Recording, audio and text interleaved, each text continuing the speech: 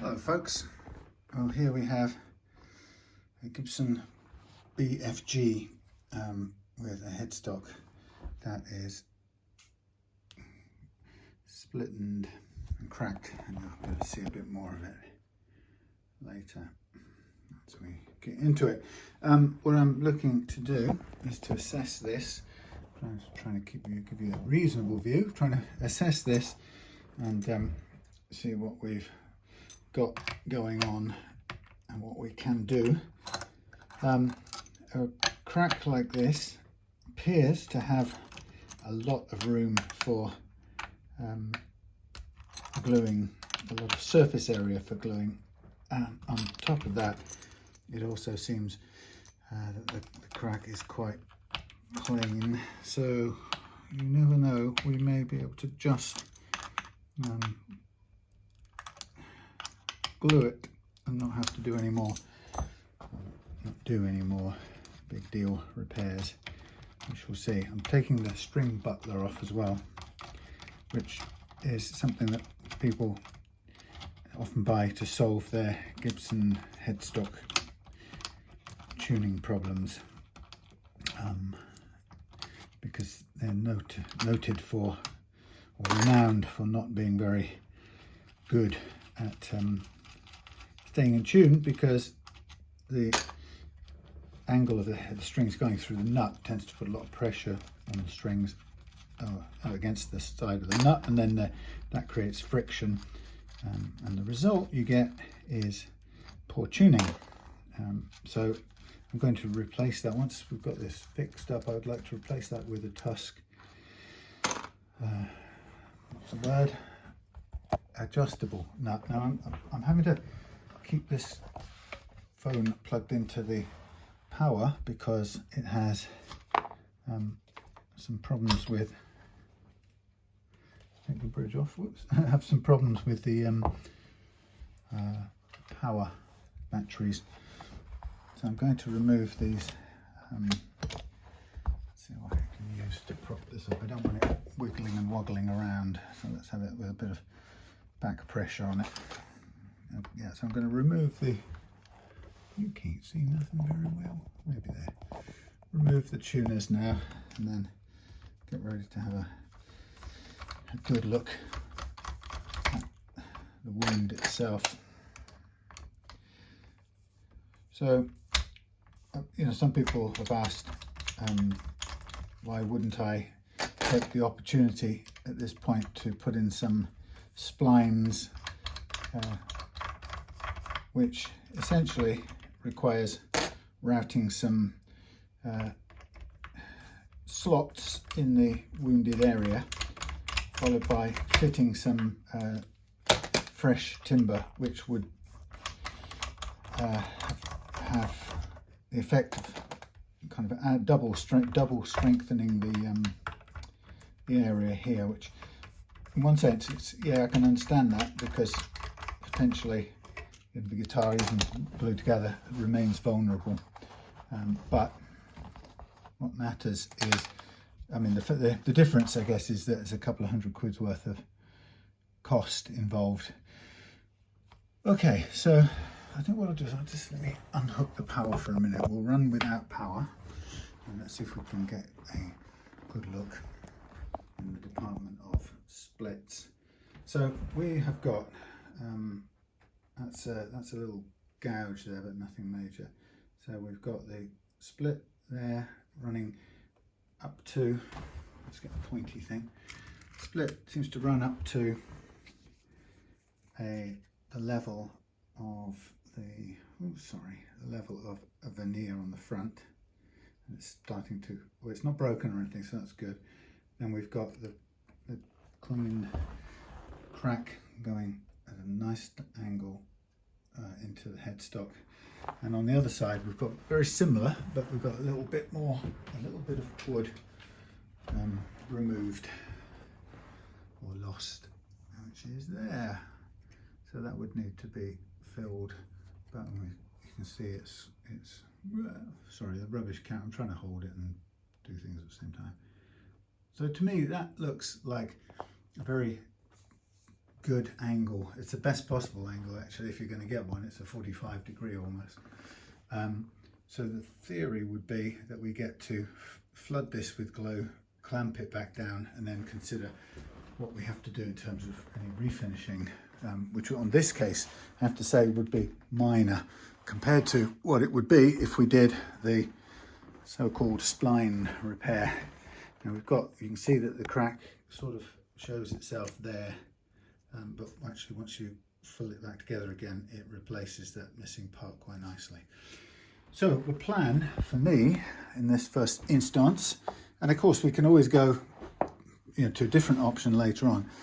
My plan here, you can see where it's taken a bit of something on the way down. My plan will be to glue this and then clamp it and see what we get, how well it works. I'm going to leave the nut in for the time being, I think. Yeah, there's no need to be taking that out at this point in time unless the clamping requires it. But the clamp really is only going to be along that face there and the back part. So for me, the main challenge in this is going to be getting glue into this thing. And Tight Bond is great stuff, and it's somewhat sticky, not very fluid. So the challenge is to get it into any such crack in sufficient quantities. So my feeling is I want to be able to suspend this guitar. Oh, it's broken a switch, and the part of the switch has ended up rolling around the cavity, but we'll take care of that separately. I won't worry about it for the time being. Yeah, so getting glue into here. So ideally I want to be able to suspend this upside down and soak the glue right into the crack before clamping. So for a period of time, I would like to be able to suspend the guitar like this from an overhead spot while I squirt glue in there and let it get all the way through. And if I can load it in at different places, we should end up with it right down in the very end. Otherwise, getting glue right into the ends of this crack isn't going to be easy because it doesn't syringe very well and it doesn't flow particularly well, certainly not on the level anyway. You can't force it in with a syringe with the kind of thickness that it has. So, and it doesn't wick like super glue is the thing I'm saying. So what I think we'll do is, I think we should devise something that goes into this,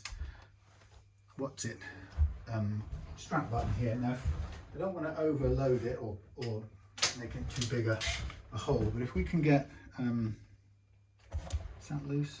No, it's okay. If we can get something to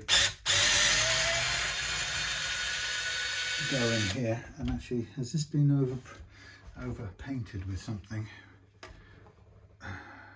No, it's got, it feels like it's got some sort of filler in there already. So, I don't know if you can see. So it's not pristine, so we could, if necessary, fit a hook in there. That would be the safest thing. And even if it slightly overstresses the hole, we can always fill the hole again with some wood. Now I know I've got some things over here, hooks over here. See how big they are. They're quite big, but they do need to be strong enough to hold the guitar while we do this. I don't want to try and figure out any other way of holding this. I mean, I could presumably suspend it here, support it a bit, and suspend off the thing. But I think actually the diameter of the screw is the same in both cases. So I'm going to use, being over cautious really, I think I'm just going to use this here hook, which will hold it nicely, and then we'll take it to the spraying space where I can hang it from a proper thing, and then that will allow me to consider the glue squirty. Now the only thing that comes after that is how do we then clamp it, and we need to sort of plan the clamping because you don't have much time when it's all full of goo. So the clamping thing, we just have to consider what we can best do. Now the clamp has a certain amount of surface area that we can apply to this. so we can squeeze that back together again, and it may well be that this alone is enough. So if I move these out of the way and just gently support this on there and give you a look, you can see the clamping of one single clamp closes up the crack very nicely. You can't even see it there actually. You can see some scratches, but not the crack itself. So that's beautifully closed up. And the same will be true, if you just bear with me for a second, of the other side. If I can just rotate this. So what I'm planning to do with this is, once we've fixed the crack, is to test string it, of course, and check it out with setting it up with some test strings, and prepare basically to do a full setup on it after that, so it comes back as a really great player as well as repaired, so that Rohit gets an absolute thrill when he gets it back, because it's better than it was, not just repaired. So I'm thinking, looking at the surface area, what we don't want to do is put too much stress or tension onto the clamp and push all the glue out. It needs to be a fairly light clamping in a funny sort of way. And what I don't necessarily want to do is put two lots of wood, but it's still a nice thought to get this bit over here right on, get this bit over here right on the edge. So I might, providing this is dead flat, I might make a couple of pieces, stick a couple of pieces of wood just to spread out this last little bit, so that they add force in both directions. I mean, the force at the end, outside the edge of this clamping spot, isn't going to be quite as good, but we might as well.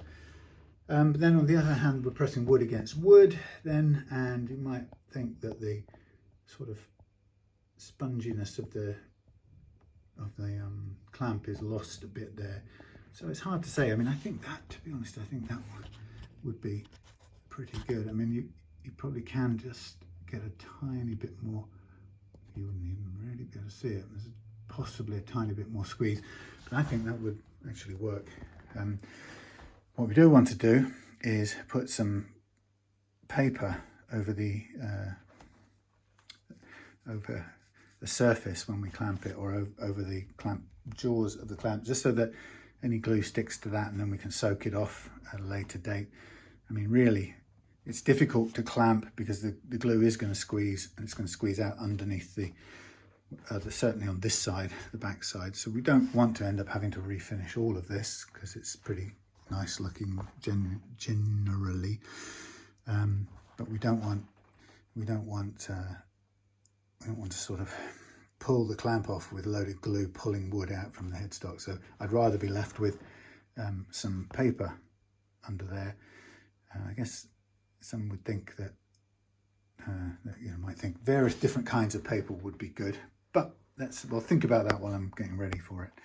So that's the first stage. I think I'll stop for a bit, and then we'll perhaps get it set up in the other room and plan the glue slathering, followed by the straight up clamping.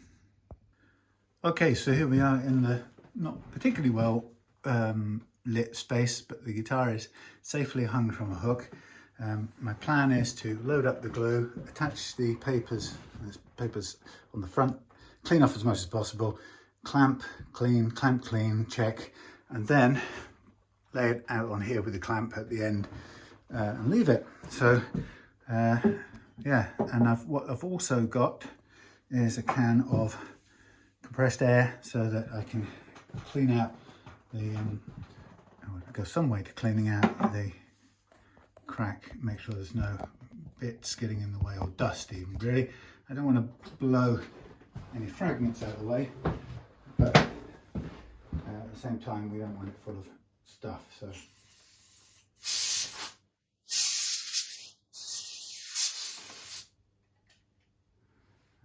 don't think I'm going to go much further than that. Okie dokie, so here comes the fun stuff. Over here I've got my syringe. Now obviously under gravity this will all pool inside the the neck, and I really want to get it into every possible area I can. So I'm shooting it in quite generously, and it's going to cost me a fair bit in wiped up glue. There, sorry, a few sheets of tissue, kitchen roll waiting there. The great thing about this glue is that obviously it cleans up really well. And that's trying to squeeze it in there. Stay.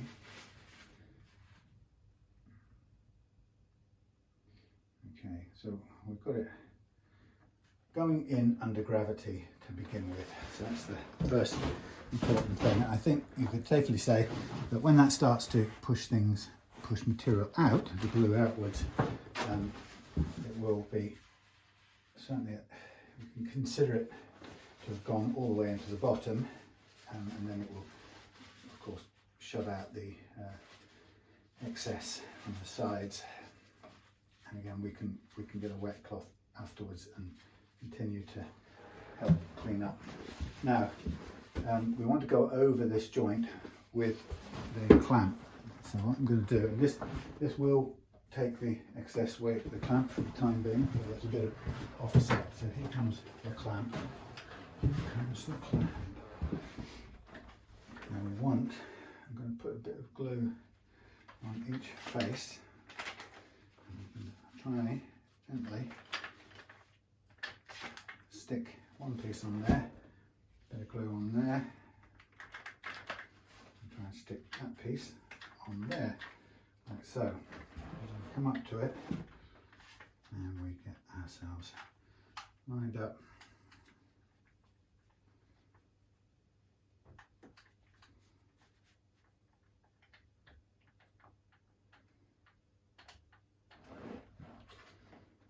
Okay, so we get the squirt coming out there. We leave that attached, that's still good. Get some kitchen roll to wipe off the excess. That'll give us a good view of the joint. Now I can't get all the excess off here, other than get some of it off, but not all.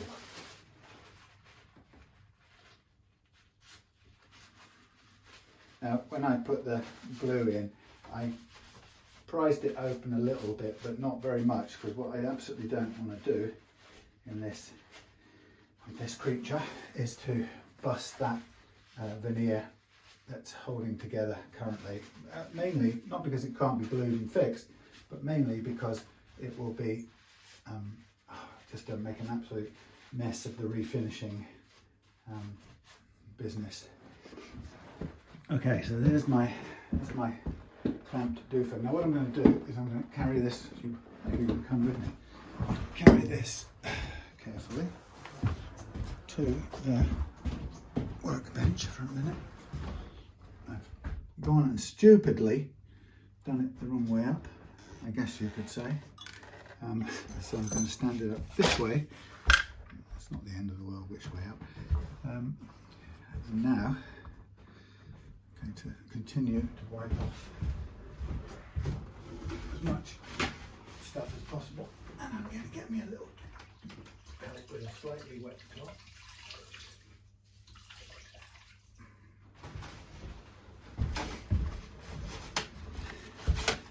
Sorry, you're not getting a good view of anything there. This probably isn't very good either. So, what can you see? All right, there you can see. Now, I've got glue escaping on the top here, which we'll take off as well. So it comes off first with that, and then we get a bit of clean cloth. So not possible to keep it off absolutely everything. We're doing our best to keep most of the surfaces clean, so that they are ultimately easier to tidy up afterwards. Now I'm kind of calling this the full amount of clamping force that I'm going to use. So I'm not going to put any more squeeze on this at all.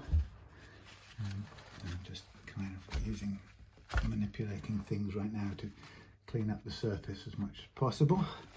Any spill,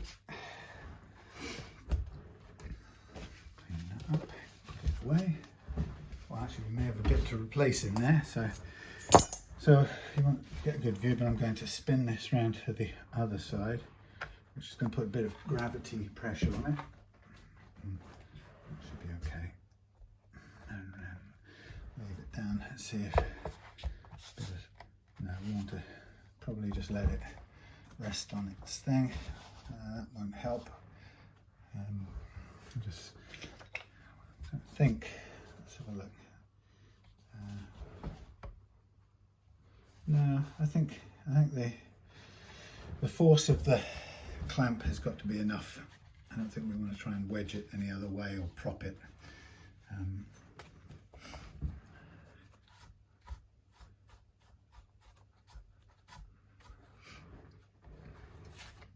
Just taking off a bit of the leftover paper.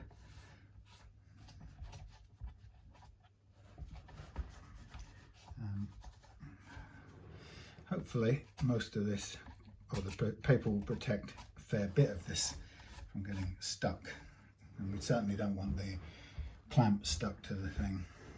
Okay. So, I've really not included you in this, have I? I'm so sorry. So it's mainly right now about just running the cloth around and seeing what's coming, what's undoing, what's cleaning up and what's not. So I've got to get it from both sides first, and then upside and downside. Obviously we can't really flip it upside down on its head. I have to do that briefly to get a look at it.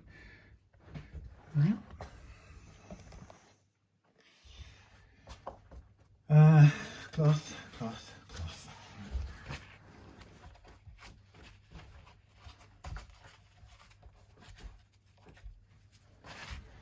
I'm obviously not going to do anything with a blade to try and cut this paper. I'm just tearing it away when it's a bit wet, just so I can get visual access. And I can see where there's a tiny bit of glue still seeping out from the joint, which is kind of probably what I want. So it tells me it's under a decent amount of pressure, and that's cool. Now I am going to look at it on its side for a minute if I can, which is a bit, put a little bit of twist on it for a second. Looking from this side, I'm checking everything over here if I can. And what I'll also do is bring it over here, upside down, and that looks, see how clean that is.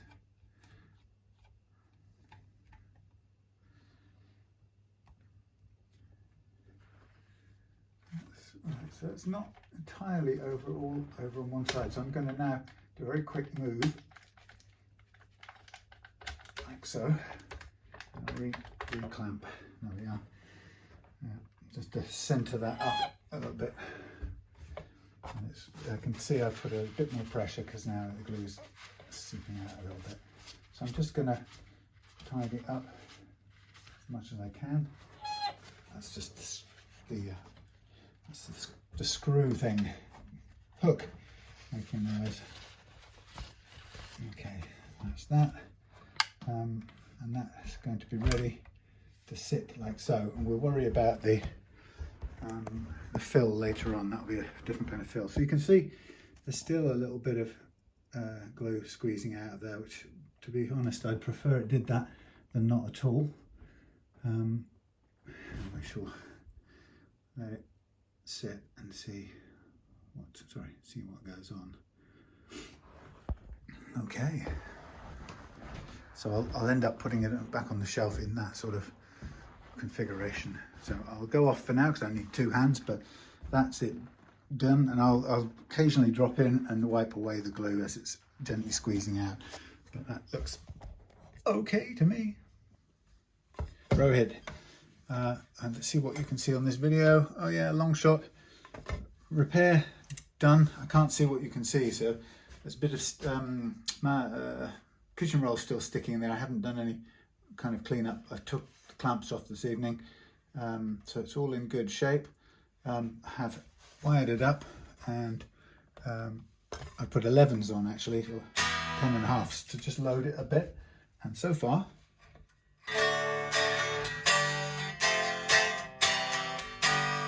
it's holding together nicely. I'm going to get it all nicely set up to yeah, tusk nut on there, set up, check the fret levels, and actually it's pretty good.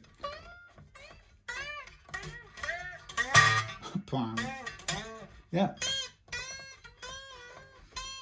a couple of little dings on the fretboard. Might want to take away actually. I'll clear those up for you.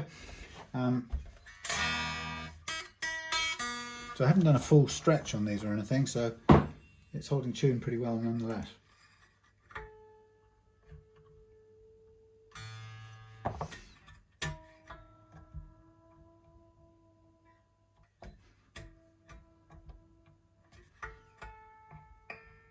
Ooh. That's the bone nut.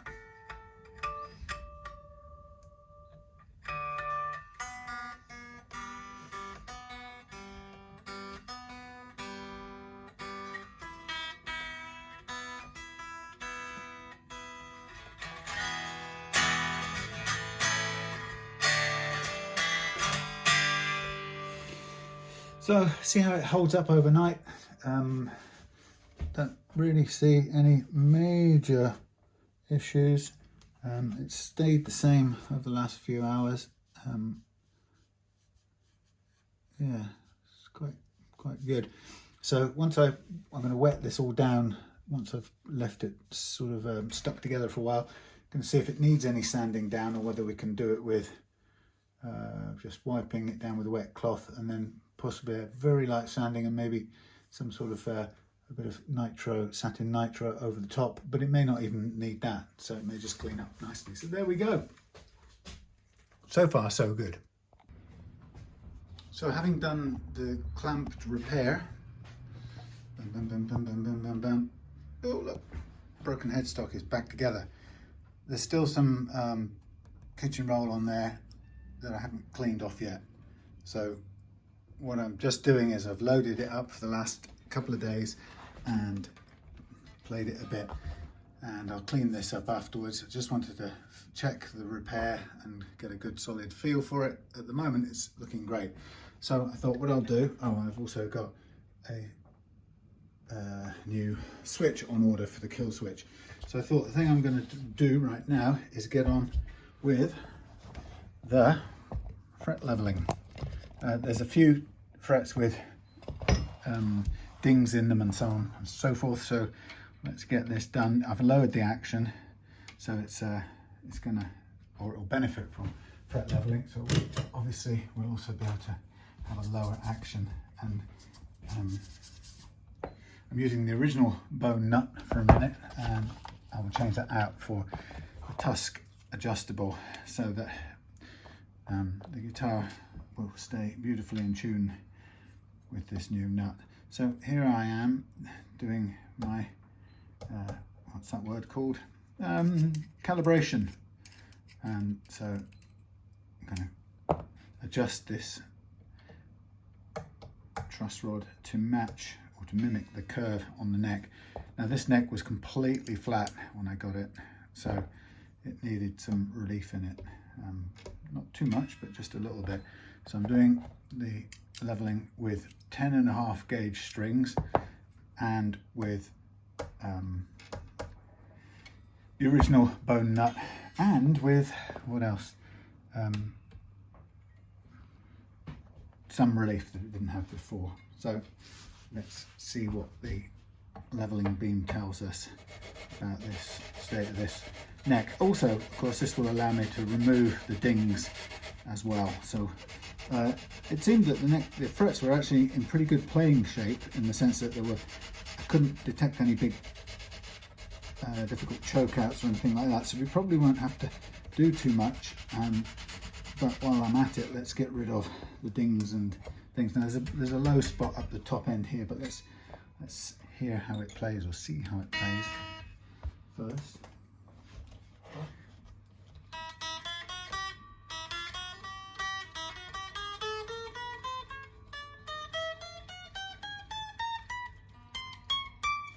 That's good. I'm not going to do any more than I need to, providing I've got the dings and grooves sorted out.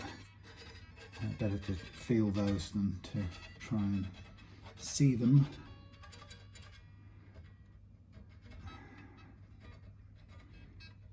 Okay, that's good. So we'll now go on to the B track. And we'll use the same calibration on the B track. And so what I'll do after this is once we've done the leveling, I will take these strings off and throw them away. They'll have been sacrificial strings. And then we'll get on to daubing the headstock with some cloth and some water. See if we can just gently remove the remains of the paper where it was clamped. Because obviously I didn't want the, what are those things called? The jaws of the clamp to stick to the headstock finish.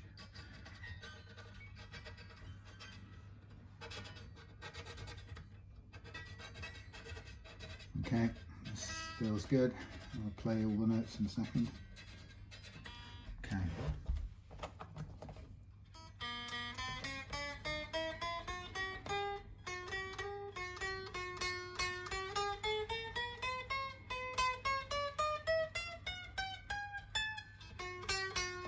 Tiny little bit, that's, I mean, really tiny little bit of fristle down there, but I mean, so small that it's almost nothing to write home about. That will take care of it.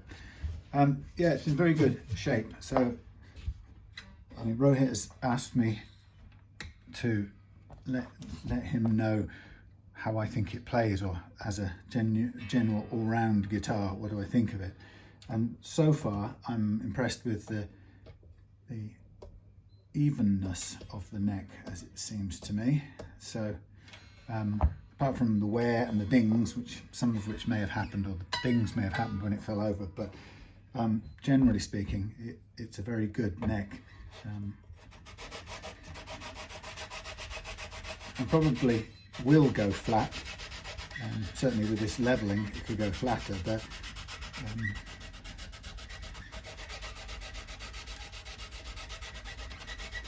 yeah, so good quality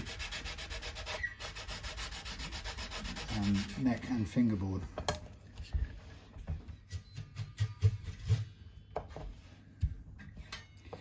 So now I'm going to just test the G track and then bend across into the G track.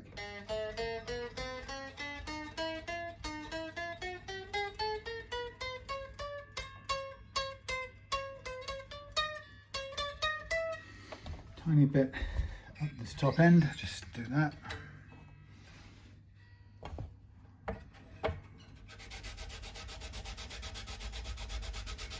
Yeah, so far so good. It's very light. I like the lightness of it. It's obviously chambered, quite considerably chambered. I do like the reptilian croc finish. Right now what I'm looking for is the bends.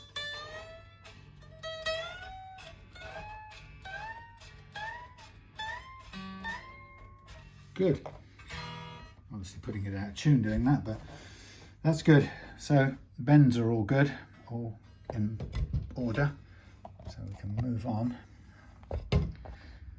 It's a rainy Friday evening here, and I've got a few different things on. One of them is to do the leveling, recrowning here, and I may even have time to polish and sort everything out.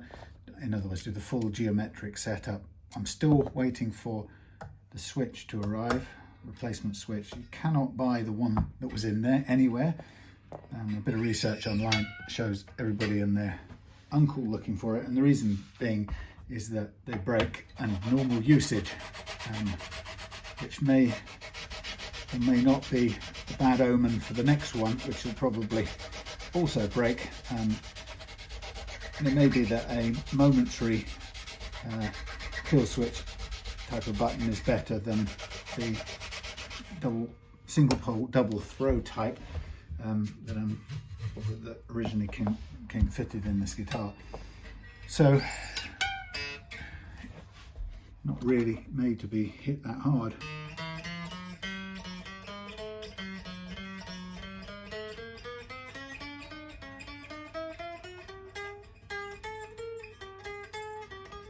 Very good. A little tiny bit more, but this is extremely good.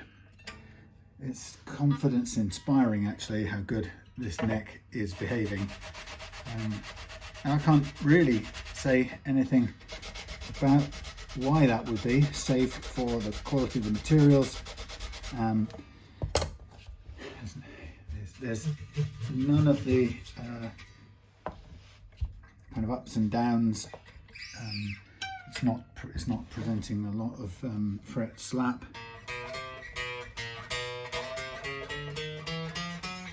A little bit there.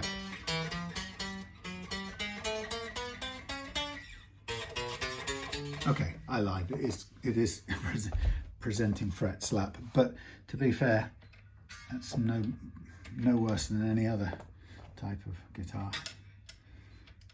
Well, it's not a very high glowing testimonial, but I mean it's fairly common, is what I'm saying. So my job now is to alleviate it, if not remove it altogether, using the fantastic banana method. I'm doing it quite quickly, but it's just years of experience, not being casual, let's put it that way.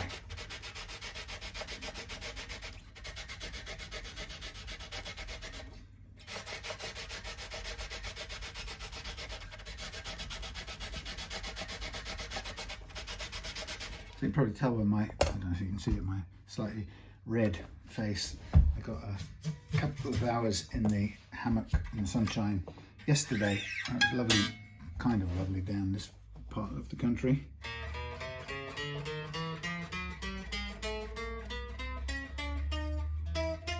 Time to go to the top end. Yeah, a little bit of sunshine, first kind of lengthy hammocking of the year, and very nice, but it went red quite quickly, so I don't have to worry about it for the next week or more, because it's apparently going to be grey and rainy for most, if not all of that time, which is a shame because Claire's got her twin brother coming over with his daughter from the States, and yeah, they are used to slightly better weather, so they're going to have to get their head around the idea that it's going to be a little chillier than they're used to. I've got the old lawnmower out again. Every year we look at it and think, oh God, this is ancient. This has got to be the year we buy another one. And I don't mind the idea of buying one. I mean, it does a good job. But another part of me thinks, why should you buy another one if you can get this one to work? So every year I seem to manage to make it work for another year, which is quite pleasing. So I got it going the other day and managed to do half of the lawn, at which point the blade started slipping, as in it was clearly going round, but it wasn't, what's the word, forcing the blade, it wasn't going with enough force.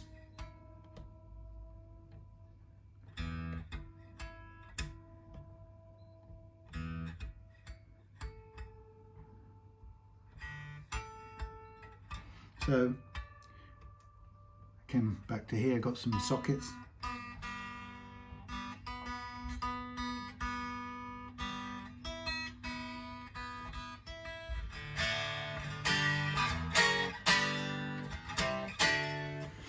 got some sockets and fixed it.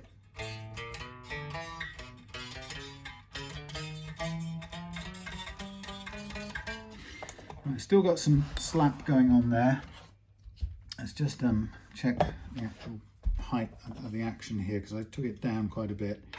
So I want to make sure that it's where it should be. It's actually currently a fraction low, so I'm going to make it, try and make it just go up a tiny bit. I'll need to probably slack the strings off, and yeah, pain. Needs to go up a bit. So what I'll do is I'll do a tiny bit more on the leveling side here, and then I will take the strings off, do the crowning and raise the action just a tiny bit. I don't have a decent tool for raising the action on the bridge, not under load anyway. So I'm just going to use the beam to get that last bit of, if I can, the last bit of fret slap evened out.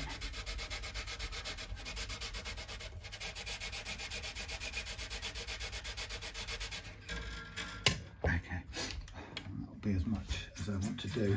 Still a low spot at the end here, but that's not too much of a problem. Okay, I'm going to call this quits. I'm going to undo the thingy.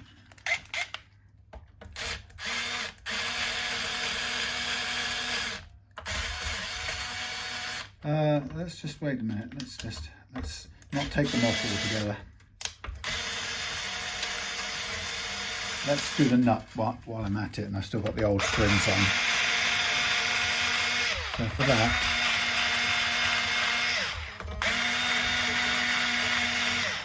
that, I'm going to take the nut off. Let's have a look how it's put in. It's actually coloured, so it's a little bit difficult to see the base of the nut. It's quite a narrow nut as well, so we're going to need to, I see it's been coloured and painted in line with the, I think the slot is a bit deeper than the actual fingerboard width, so I think it's probably going to need painting over again. Well, okay, that's freed it up. Little tap on that side, and it's not finished over, it's just a sort of stain colour that's been, or maybe the very light spray or whatever was dusted over this. So whether or not it's going to want to drift sideways helpfully or not is another matter, but we shall see. With a little gentle bit of tapping help.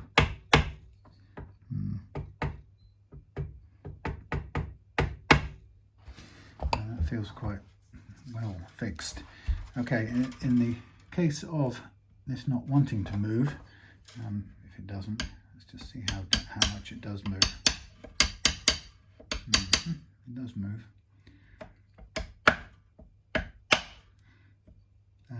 What I might end up having to do is to cut it out with the Dremel blade.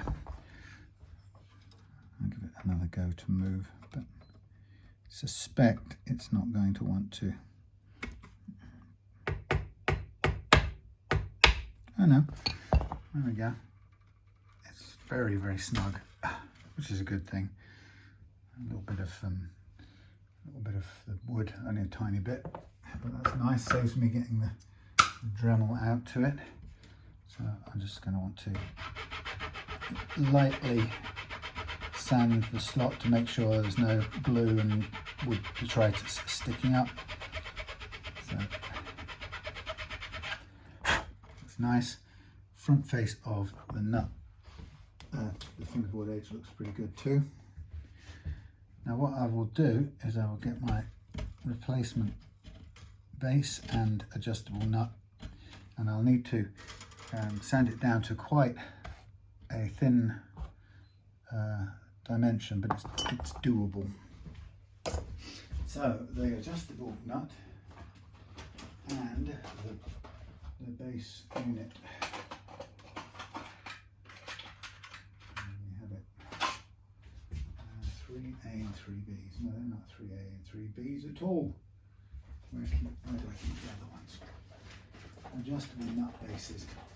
Let's get one of the new ones and one of the old ones. That's an old and the short one. Okay. So here's my adjustable nut. This is well, the reason I like this is that you can set any action you want on the first fret. So it gives the customer and me the opportunity to do that. Obviously that will sit in there. This nut was designed for the Gibson Les Paul basically, so that will end up sitting in there like that. What I've done is a friend of mine has made 3D printed bases for this, so that I will be able to, let's have a look, I can measure it from this. Right, let's hang the guitar up for a minute. Yeah, so the 3D bases allow me to use that nut. The nut insert, this adjustable insert, was designed for the I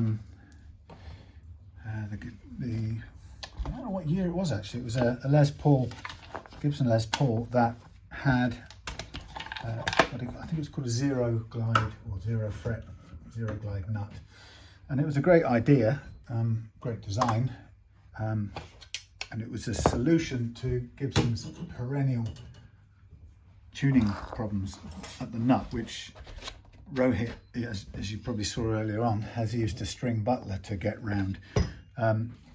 But the Truss insert, what happened was Gibson made the unit, and the adjustable part in the centre, the 0 fret part, which was the innovation, right?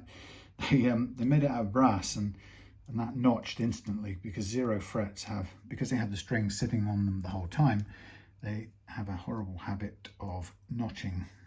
478, 468. 478, 468. What's an average?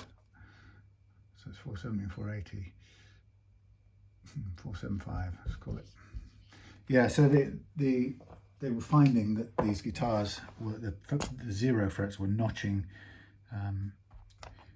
very, very quickly, and you know, owners were unhappy with that, understandably.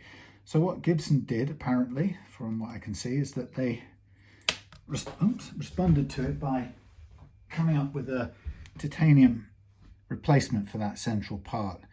And what Graphtec did, instead of that, they invented this piece, which went back to being a slotted nut as opposed to being the 0 fret approach, but it fitted into the Gibson cradle perfectly, and was a far more affordable and smart solution to that problem that Gibson had. So Graphtec started making these, and a couple of years later, when I came across them, that's the kind of thing you don't go looking for, you sort of find it in a catalogue or looking for something else. And as soon as I saw them, I thought, right, this is going to give me a way to do what I want to do with the first fret action, which is to get it absolutely perfect with the minimum hassle. So what I've just done is I've just flattened off the grub screws on there. What I'm also going to do is to cut a very small 275mm thick strip of brass, which I use as a footing inside this. So I think it's 275 I tend to use, if I remember correctly. So I'm just going to put this on there and run a little line down there, and then cut it with my tin snips. I think it's 275. It might even just be 2. Let's have a look. Maybe 275. We'll find out pretty quickly. So I cut this little strip of tin as straight as I can make it, and just test it out. That will fit. 275 is good. So all I have to do now is just mark it off for its length. So basically, yeah, the Graphtec were very smart, so they built this adjustable insert, and I'm not really sure how many people took them up on it, you know, mainly because obviously Gibson weren't going to be promoting it. They wanted people to presumably use theirs. But once I got hold of it, I realized that I could use it to my advantage, and I started making bases for this nut out of pretty much any resin I could get my hands on. And as a result, eventually a very kind person came up and offered to save time for me by making some 3D printed ones, and went from there. So I'm just going to rub some cleaning stuff on my hands before I handle this. Tusk is of course cleanable. I think it yellows a little bit over time, which isn't a bad thing. It doesn't look quite so white. The base, I think, the 3D printed plastic base stays pretty much the same white. Now, Graphtec don't make a left-handed version of this, so I can only use it for right-handed situations. They also only make it in 12-inch radius, 12-inch radius, so it's only in effect good for Gibson style Les Pauls or similar copies. So it gets dirty when you do it on a filthy old piece of stuff like that. So I've got to get down to 475 from this original depth, which is, so it's a millimetre I've got to take off from both sides.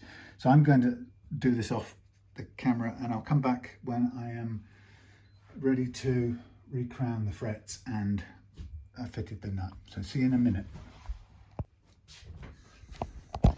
Ooh. Okay, so nut thinned down and made, ready to go in. Oops, sorry, cleaning a little bit off there. Hold on a second, I'll be with you in a minute. It's like a little filament sticking out. Right, gone.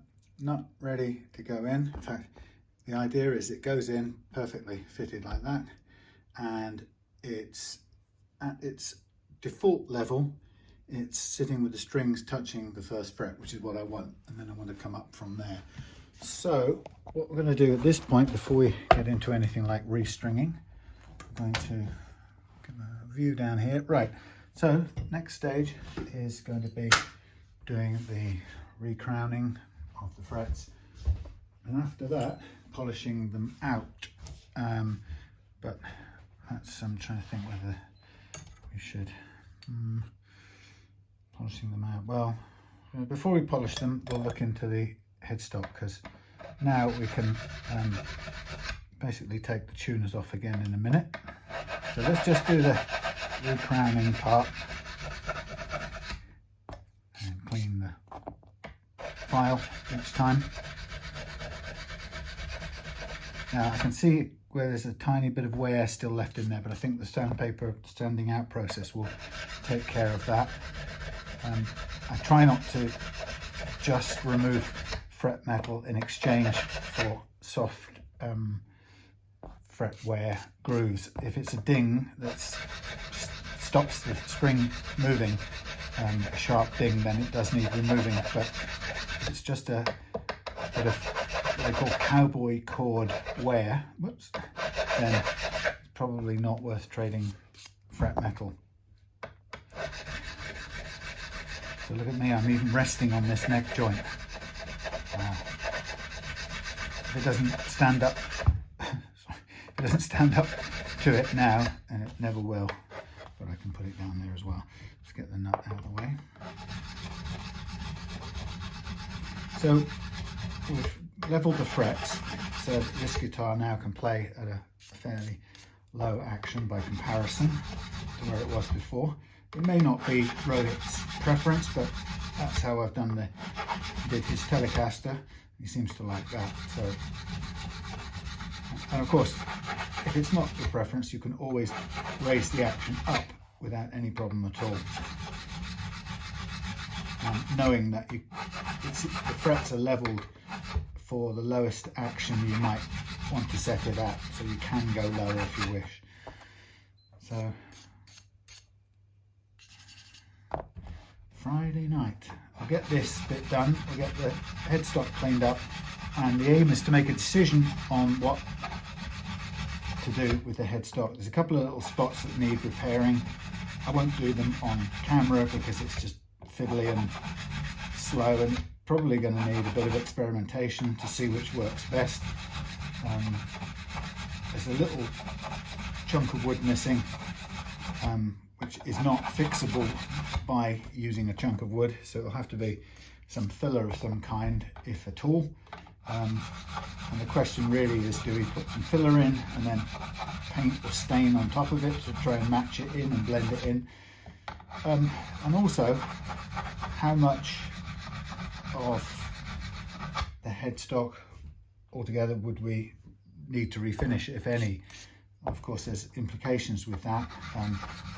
Spraying clear finish on top of the headstock like this would be quite simple.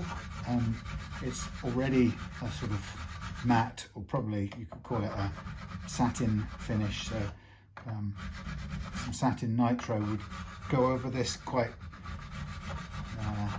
convincingly. If anything needs a little bit of paint or stain touch up, so where there's a crack visible, if the crack's visible, then what it can do is we can paint it with a little bit of brown stain or amber or combination thereof, disguise it a bit, and then go over the whole with satin nitro, and that kind of makes the whole, including any repairs, all part of the same thing. It sort of seals it in all together, and it can, you know, make a repair look a lot more professional, because it's all together under one finish and hardly noticeable at that point. So we might fill it with something like plastic wood and stain, or see how it works. It may look better to stain the raw wood at the bottom of this ding, or this chunk that's missing, and then build up over that with some sort of clear stuff. We shall see. So straight away, those are the frets re-crowned, and what I'm going to do next is get me some where did I put it? Okay, get me some this stuff. It's called Coleman's. It's a naphtha, and it's finish safe, so it won't, if this is, I don't know what the finish is on this guitar, but if it was satin, or if it's nitro, sorry, this stuff won't hurt it. This is kind of inert solvent. I suppose it's a solvent that gets rid of certain things, but it won't soften your finish or anything like that, and it doesn't do anything to poly either. So when it comes to a refinish, if you have to do one on a repair like this, you've got a choice really. You can use pretty much anything you've got. I think if purists would say if it is already a nitro finished guitar, you'd want to continue with nitro, and if it was a polyurethane finished guitar, you can use nitro over the top of that, or you can use a polyurethane finish.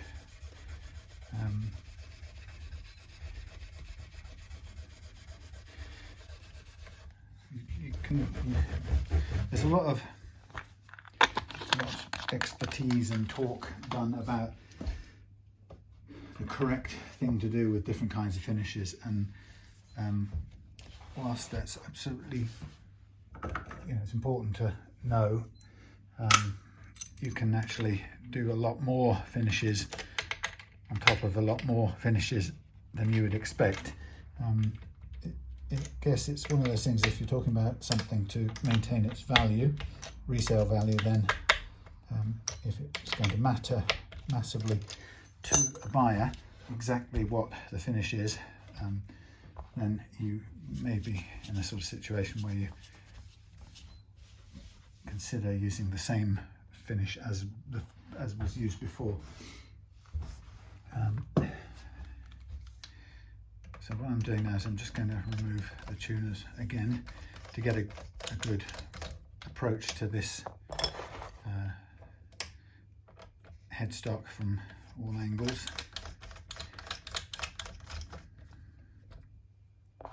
Funny on watching, I don't know how many of you saw the SpaceX thingy go up last night and blow up or get detonated and destroyed. I was really struck by how behind the commentators are in a situation like that. It was obvious to me and probably everyone else watching that it was going up with 6 or so, however many it was. Clearly a fairly significant number of boosters were not firing, and you know, I don't know what their you know, the engineering aspect of their thing is, but I can't imagine that you'd want your rocket to be going up with a certain number of boosters not firing. So one way or another, it probably wasn't right. And then of course it got to the point where it was meant to be, the first stage was supposed to burn out and separate, and it definitely didn't do that. And then while it was clearly turning end over end in space, or you know, on its way to space, just lining up to blow basically, or fall apart under stress.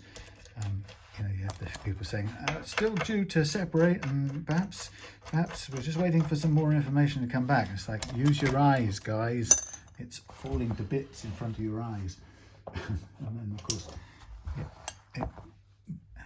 well, it didn't explode. What seemed to happen is that it was quite rightly detonated. So I'm just going to get a little bit of wet cloth to work onto here with. Let's find something. It doesn't have to be a very top quality bit of cloth. This will do. Let's wet it up.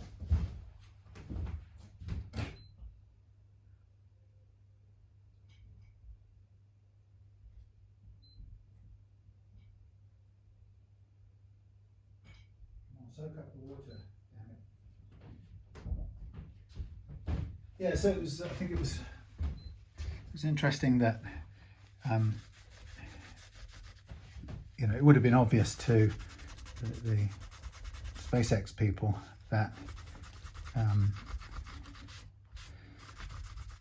don't want to scrub too hard because there's. I just want to get these little dry bits of kitchen towel off. Yeah, it must have been, you know, that when you think it through from the SpaceX people's point of view, what they're obviously kind of, they must have seen at the minute their telemetry would tell them the engines, a certain number of engines were not firing, and they know exactly how many, you know, what will happen and the minimum it requires to get into the correct orbit and so on and so forth. So they would have known from very early on that it was destined to fail, or it was failing, and it wasn't going to really go anywhere.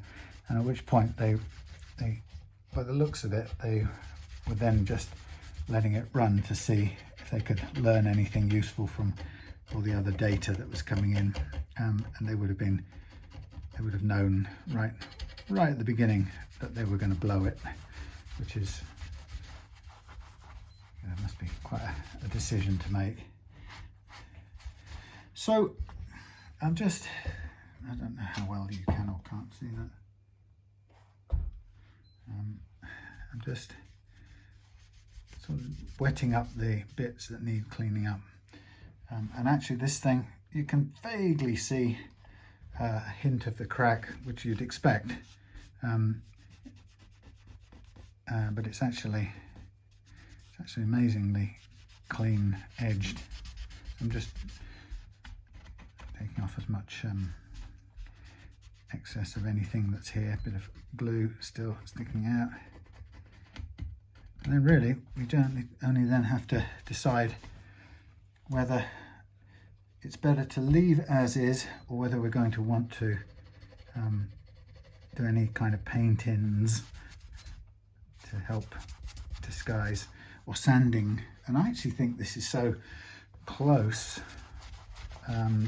it probably doesn't even warrant any refinishing other than that little gap there. There's nothing that's going to get in the way of the hands and cause a burr or anything like that. On the front it looks actually pretty good. There's maybe a little bit more, there's a little white spot here which is something sticking right to the edge. I don't know what that is, but front of the headstock looks almost exactly as it did before, so that's quite impressive. In fact, it's exactly as it did before, so there's no need for anything there. And the repair possibilities on here, let's show you a close up, so you'll be able to see. There's the evidence for the crack. Now it may be that we literally just paint that tiny bit. Whoops, sorry, I'll get you. There we are. There's just a whiff. That's dents in the wood, scratches, so that's not a problem. So the crack lives there, a little hint of the crack there, around the edge there, and you can just see it catching the light. Let me turn it over the other way, and then there's a similar little bit there, obviously with the glue set, and then there's this tiny little ding here which we could probably just paint in and you wouldn't even notice it without even filling it. So I think for the amount of time or change, I don't think this really needs a respray of any kind. You know, I don't think we're not having to sand back. If I had to sand back and significantly change this, I would suggest that, yeah, maybe we would want to respray it, but there's nothing in terms of the handling there that's going to that you can't feel anything from the repair. So it may be that all it really needs is a tiny little dab with a spirit stain. So let's get a brown spirit stain out. Here we are, brown, and here's a bit of a knackered. Right, let's clean up this brush, even though it's a bit knackered. We'll clean it up in some thinners. Bear with me. Okay, take a few minutes for this to soften up, but it will at least be usable. So, yeah, I'm going to. Now, I'm making the assumption, by the way, that this is a nitrocellulose finish, and I have no proof whatsoever. Problem is, there aren't any blind hidden spots that I can really test it out with. The thing is, if it isn't, it doesn't really matter too much which way it is, because I'm not covering it in anything, and I'm not, at this point in time, not thinking about painting over it with anything. So if we had some, I mean, there may be a little bit here we could test on in this space here, but I'm just going to look at whether we can just darken these little tiny bits down any, and to do that I just want to free up this gunged up brush, which was used for some nitro and not cleaned properly. That's okay, it'll ease up eventually.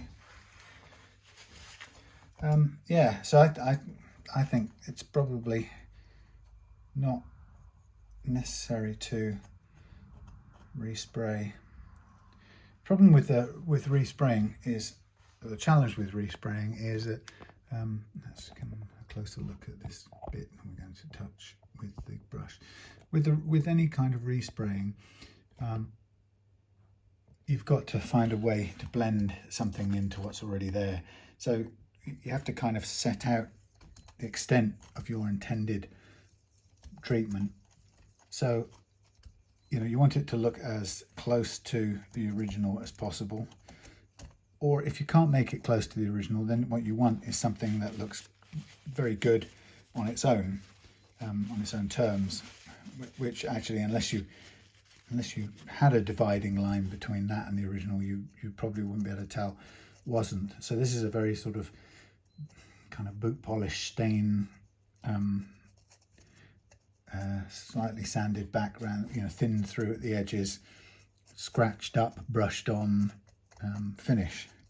But I think it's smooth, so I don't think it's, I think the stain has been sprayed over probably by the looks of it, to a nice smooth finish. Okay, so now I've got my brushes clean. Now I need to find some, well, I'll just dip it straight in the stain. It's a spirit stain. I'll put some in the cap. So what I'm looking for,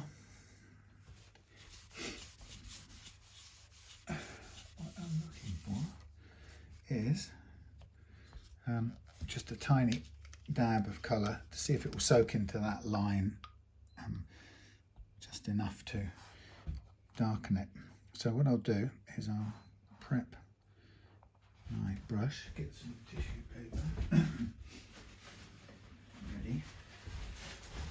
So I'll probably just dab some on and then wipe it off again. So I'm just going to run across the back here very quickly, like so, and then I'm going to rub off the excess quickly. Well, that seems to have gone straight into the crack quite nicely. Obviously the spirit stain has you know, solvents in it, so we don't want to leave it on long or spread it too far. But that's actually pretty good. That's sort of invisible, that whiff of crack. So now we're going to want to do the same for this part here. So we got a little bit on there, down we go there, and down we go there, and let it sink in, and then get rid of the excess quickly. And that's darkened that off nicely. I mean, you can see the darkened bit, but it's better than the lightened bit, if you get what I mean. And so we're going to do the same here. And I think my feeling is, rather than try to, what do you think? Now shall we try and fill that little, let's try and fill that little thing with a bit of wood filler. So along the crack here, down we go to the edge, sinks in, brush off, wipe off. Wow. Holy moly. That's something else. Thank you, Spirit Stains. Wow. You can tell I've impressed myself there. I mean, the only thing I could have done better with that would have been to got the colour a fraction lighter than that brown, but I mean, you can see the line. If you look in the light, you can see the line of the crack, but I think stopping short of redoing the whole neck, refinishing the whole section of the headstock, if not the neck, then I don't think you can see how good that looks, can't you? I mean, you can see in the light there is there's a join between those pieces, but I mean that's pretty good. Wow. You'd have to look hard for it, and to be honest, you can't really feel it at all. So what I'm going to think of now is, let us prop this up with a suitable thing. Where's it gone? My little lamp brain. Have I left it here, or it's tucked away? Okay.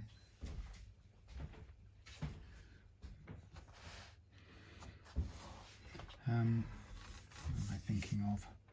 I'm thinking of standing this up with a prop. So I think I'll prop it up with this power tool. Stay there. And then this bottle on this side. Stay there. Right. So, what can you see? You can see the mark there. It's not very clear or anything. So I can get you the focus.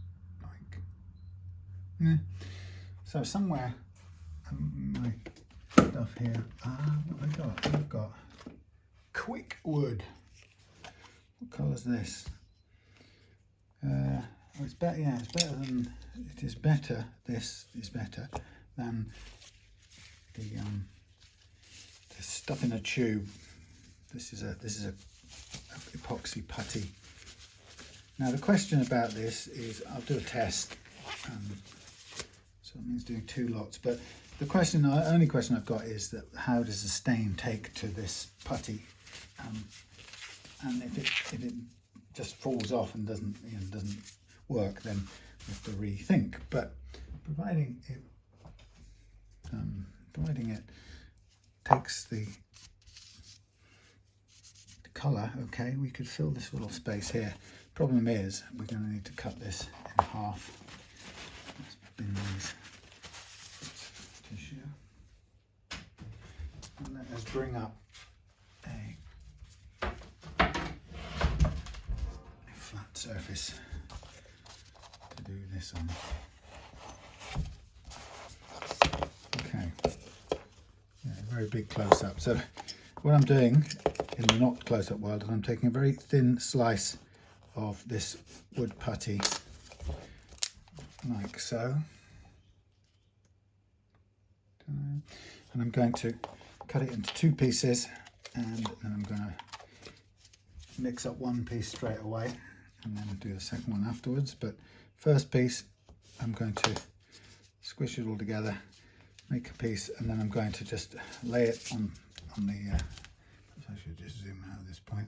I'm going to lay it down and see what happens when it's set, and then put a little bit of stain on it. Now it won't absorb it the way wood will, so it's going to be more of a painting job really, not a stain job. But this is all I'm making up here is a substance to look at using. Now I only need a tiny bit of this, so you can probably see that it's starting out as a very light coloured stuff, and I'm just going to flatten this out and let it set as much as it wishes to. I can let go of it. There we are, a lump of this stuff. Stay there. So that's going to obviously take a short while. I actually don't know how long it takes. It won't tell me here, will it? Peel here for the instructions. Thank you. Caution, skin. So it tells you medical things, but it doesn't tell you how to use it. That's handy.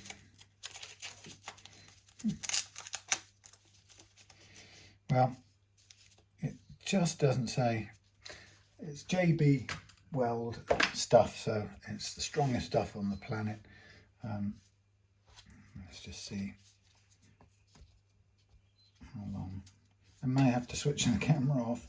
Actually, so what are my alternatives?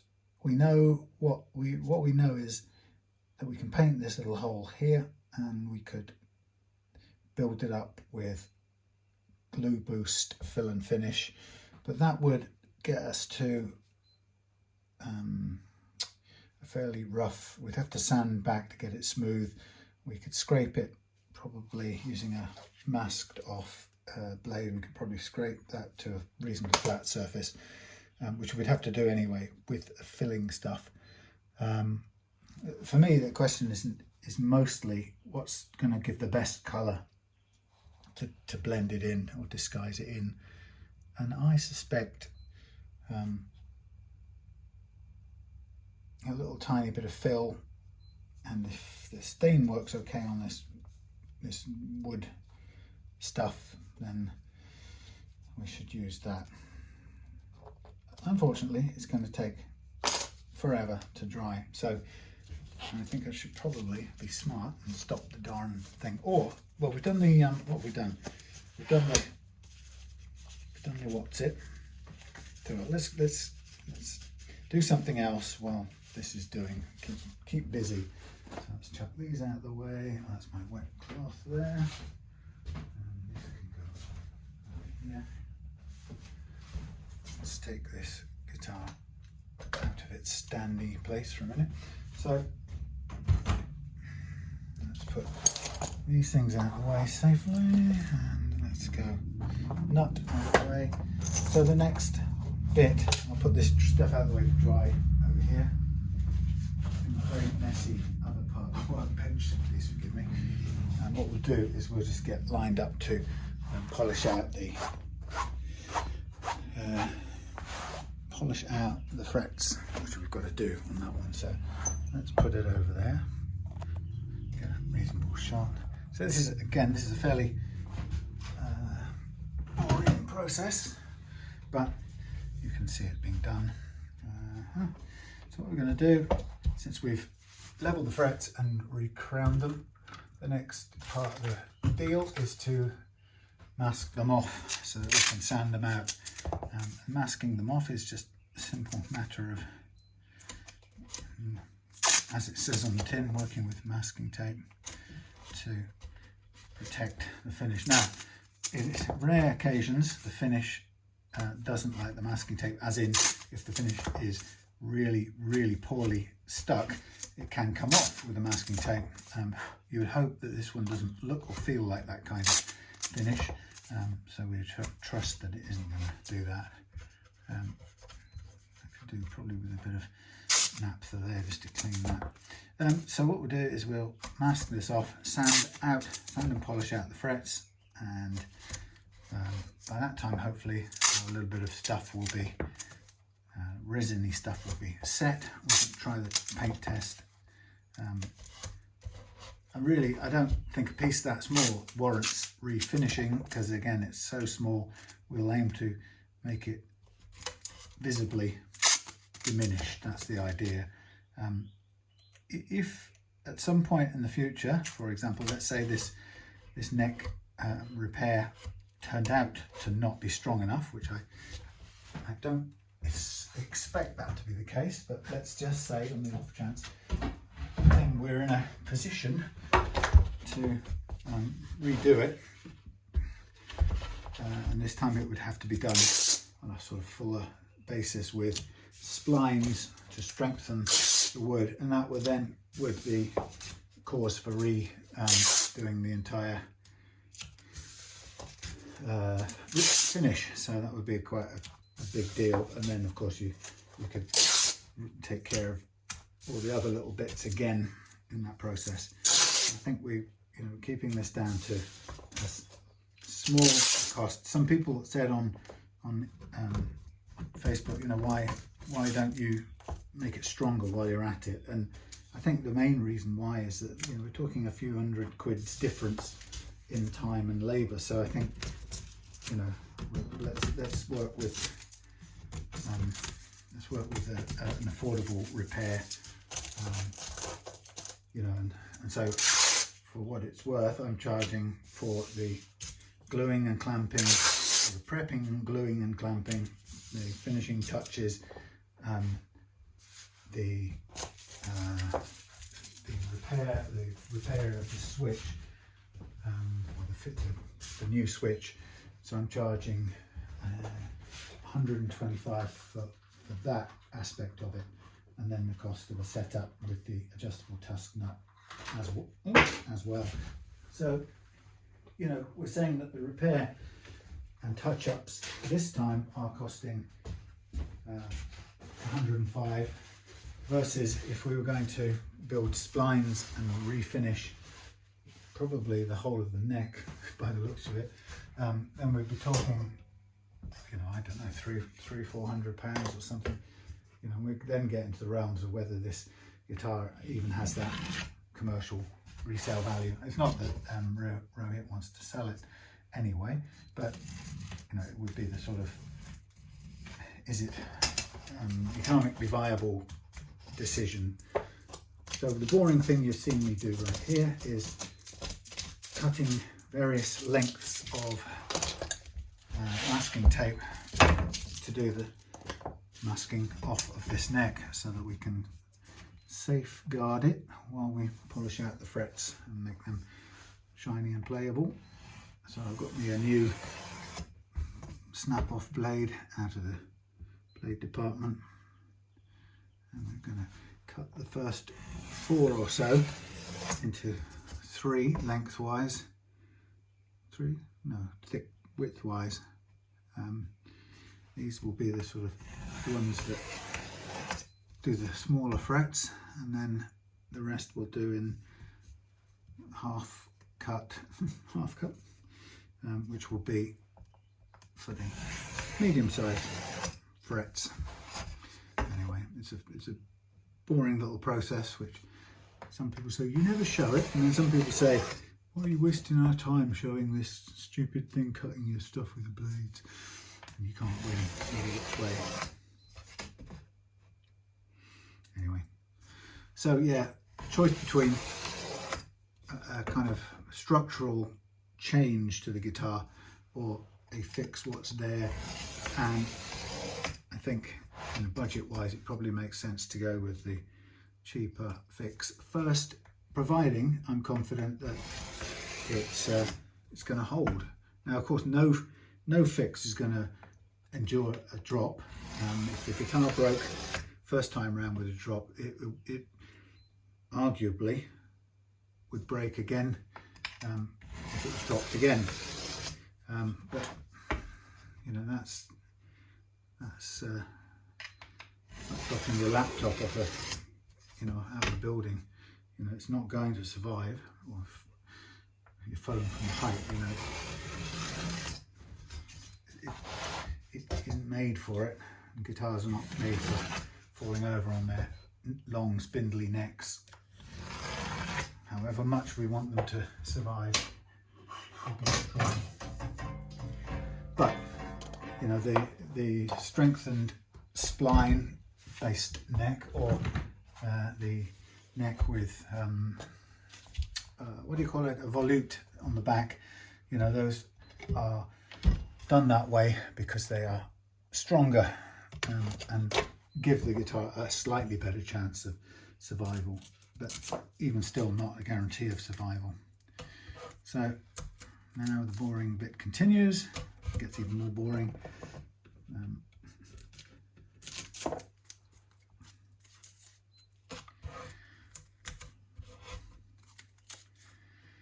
Okay, I feel like one of those play school things. I put one off to the side to glue. Now we'll take it out of the clay oven or whatever it is, and we'll paint it. Right.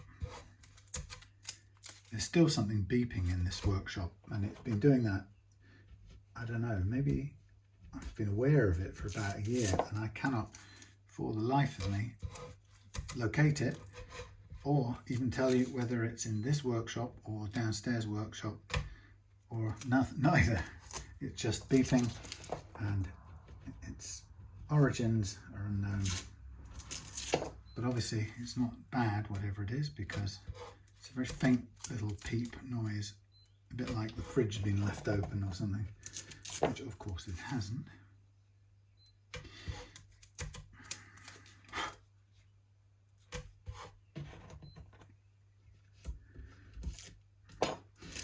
So yes, I think this will, I mean, first of all, this will be a completely different guitar when it goes back. Obviously it came to me in, you know, with the headstock split, so it's going back without that, so that's number one plus. But the other thing is it's going back with leveled frets and a lower action, so again that's going to feel very different too. So it will be a different beast. So not just rescued from the dead, but rescued and improved, which is a nice touch, I think. And also what I'm really looking forward to and hoping, I'm fairly confident about, is that the adjustable nut that I fitted here, and Rohit's newfound enthusiasm for stretching out strings that he will have gained from my Telecaster video. Have I done the video? I think so, yeah. Which he'll gain from this video as well. So the nut and the attention to stretching the strings out when they're new will ensure a tuning stability that he hasn't experienced before on this guitar, and that won't require the string butler device, which is currently sitting in a little container over there. So hopefully that will be a thing of the past as well. And you never know, you may be able to sell that on to someone else. But I've had people in the past come to me and say, you know, would you fit a string butler? I've sent one down, and I've said, just don't do it. You don't have to do it. If you get the nut right and you get the slack sorted out in your strings every time, it's the, you know, this Truss adjustable nut here, the way they've constructed it, is more than capable of doing the job perfectly. The nut doesn't mind about the strings going off at an angle once once they pass through the nut.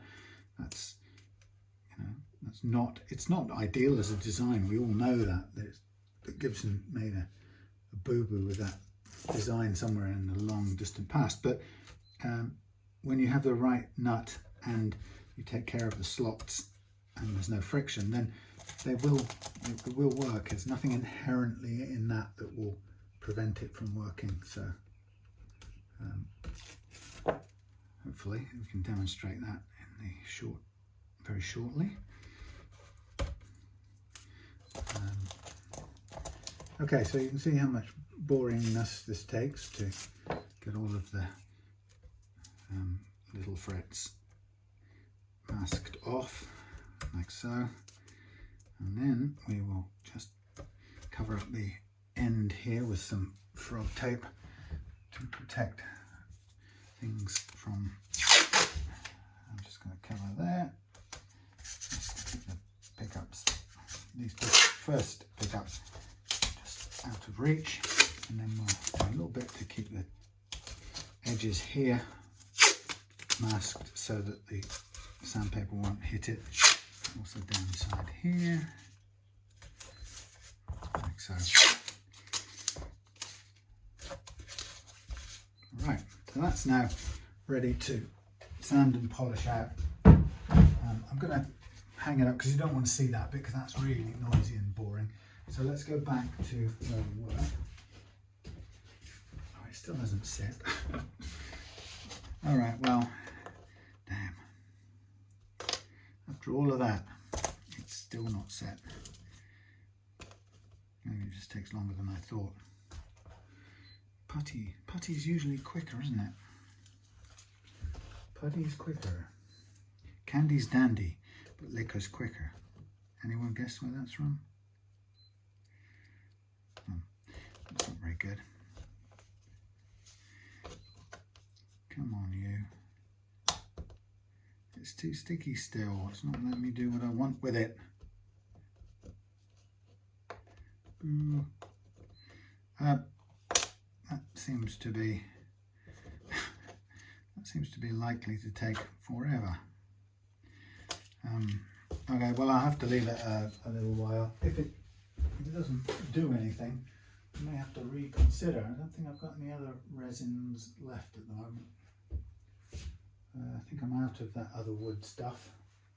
I've got some absolutely bog standard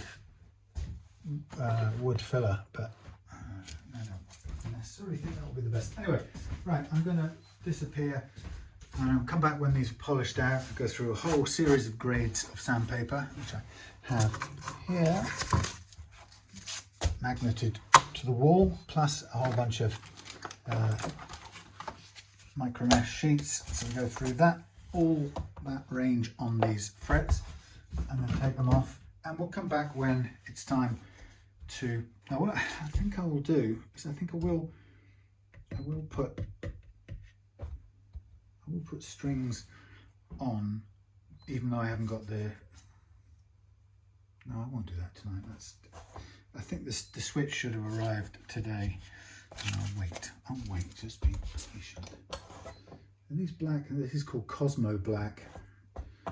sort of shiny, slightly nickel-y. Anyway, right, I'm blethering. So I'll come back when these are polished out and we'll be ready to see what else we can do with that little chip on the side there. See you in a bit.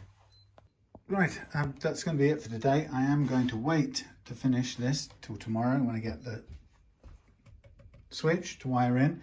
Come down this end. We're pretty much all cleaned up down this end, and off camera I did fit in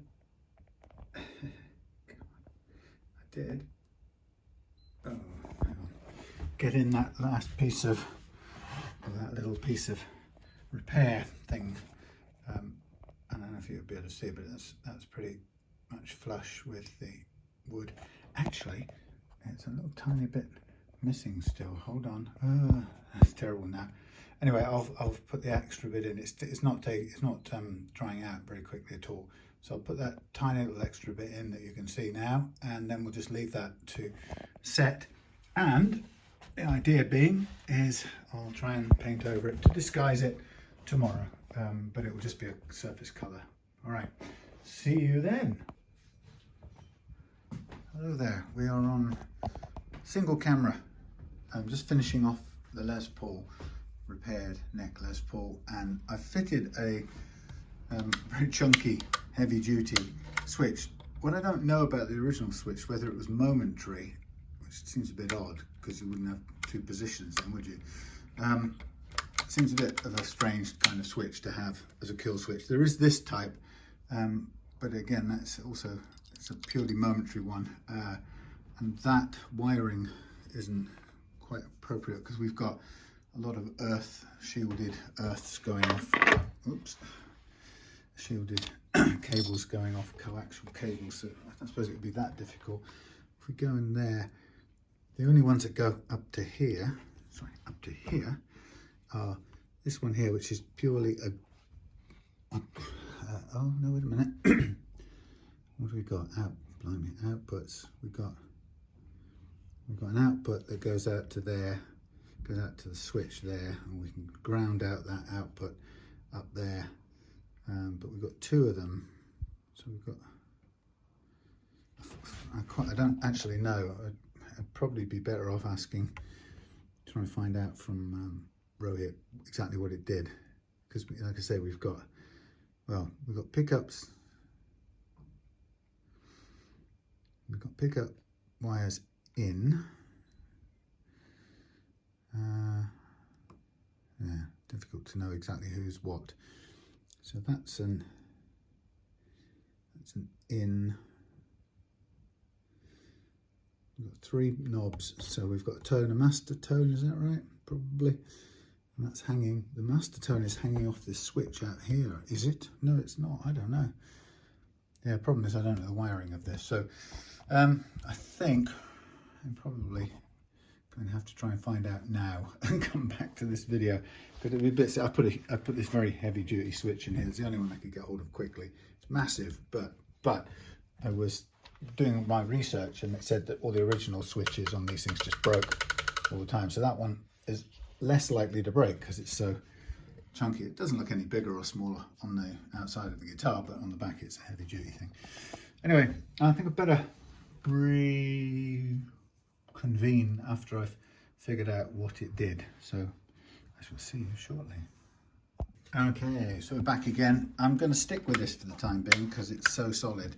I've tried a few other options, but the other switches I've got, which are sort of, what do they call them, a couple of momentary switches, they're too large. You have to dig out bigger holes in the guitar body, and I wouldn't want to do that. So considering it came with a lever switch, I'm just double checking to find out from Rohit whether it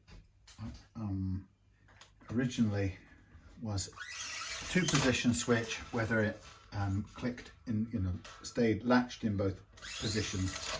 I mean, it's by far not the best kind of thing for a kill switch, but if that was what was in there, I mean, it might be, there could be a sort of rocker switch, but that would be in one position and it would not latch. What's the point? so that it wouldn't have that kind of lever. So I don't know what was there. Maybe, you know, if we sort of, the thing is I wanted to get this back to him this week because I've got family business at the end of the week. So the whole point was we could wait around longer, and if he wants, maybe I'll wait and find a different kind of momentary switch. But the wiring is kind of odd. It's just a bit overly complex. They've sent a ground wire out to the end of that switch. Well, technically it doesn't need one, it just needs a single pole, single throw switch with just a circuit from the, or a live from the point of the saddle, point of the switch. I don't like the notches on this thing. In fact, I think someone, possibly Rohit, has adjusted these himself, and if that's the case, then I think he's notched them this way round, which is technically the opposite way round that the bridge wants to go. But it probably fits the bass string better. Anyway, so right, so here's it's just while I'm here, Rohit, this is, I think I went through it on the other video, but just again, so now we've got rid of the string butler, which is in my pocket going home. But the string butler, for those who just might be interested, is this device here, and its purpose is to provide some little rollers, sort of resin rollers, plastic rollers, and these rollers, their purpose is to sort out the mess that Gibson made with their headstock design. So if we look up here, the Gibson headstock design, sorry, I've got a very bad lack of clear board going on here at the moment. Pull that out of the way. So the Gibson headstock design went like this. Back a bit, please. There's the nut. So the strings kind of came up like so.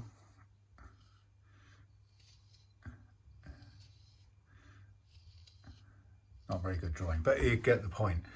And that was an ugly scenario, and it puts pressure on all of these points here where the strings go through the nut. But with that, you can't really, well, you can alleviate it. And what the string butler does is, with its little devices, little things, you put the string butler on and it moves the strings around. So it puts a wheel here, for example, and it makes the string go up there, and then it turns the corner up there, but it uses a roller to turn the corner. And similarly, this one puts a roller there and the string comes down to there, and instead of being an angle, it comes straight down from there. So the string butler is a great idea for a terrible design situation, and you basically hook it into your tuner posts and tightens down as you tighten up the tuners, which is a great little solution.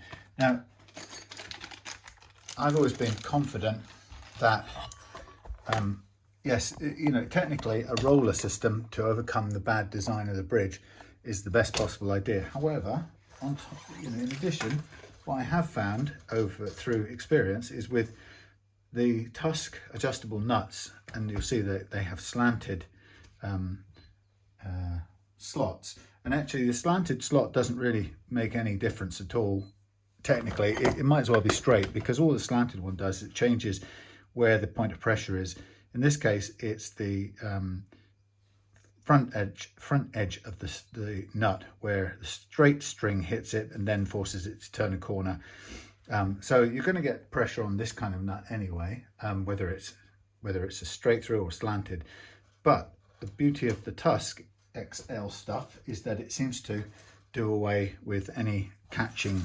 It can handle that friction. So it's not the turning of the corner itself. It's a massive problem. Although Fender gets rid of that problem by designing a straight through string run, as does PRS and people like that, which again is a much better idea.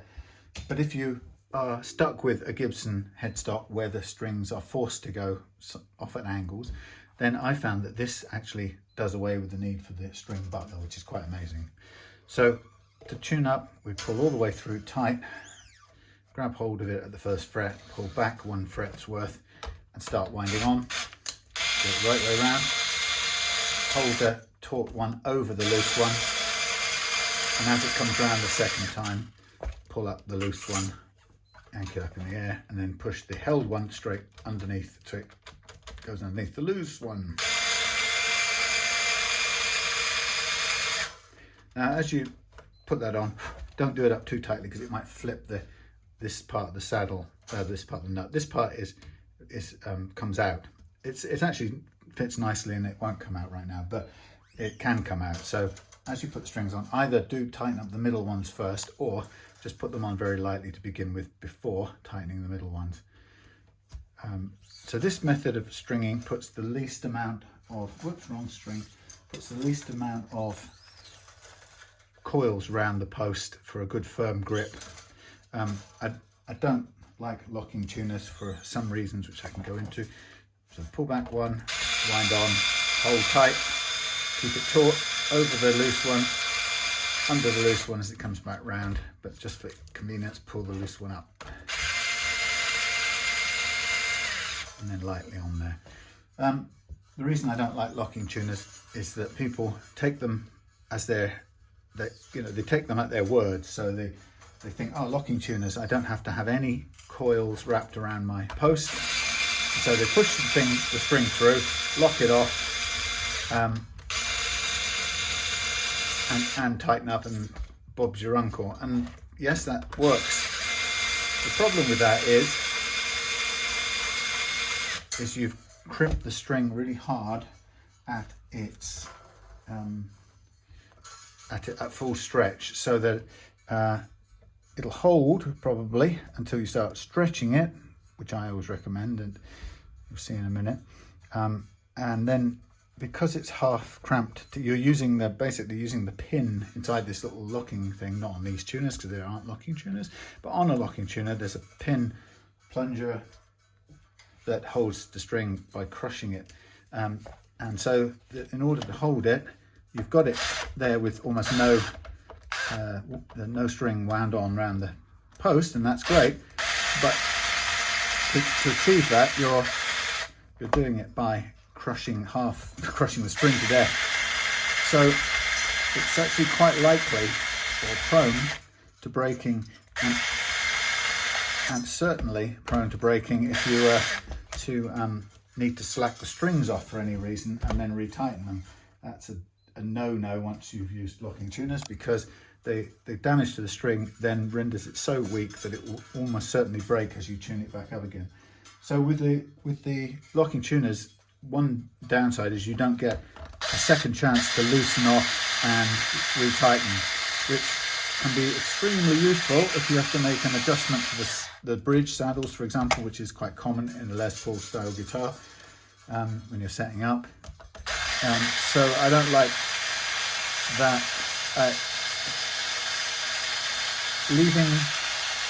Leaving the crushed part of the string to do the holding is also pretty poor when you're stretching the strings out to get rid of all the slack in the string, which, as I've said many times, is a crucial part of tuning stability, along with your nut, which we'll see in a minute. So again, to me, that's a big hassle. I don't want to break strings whilst stretching them out.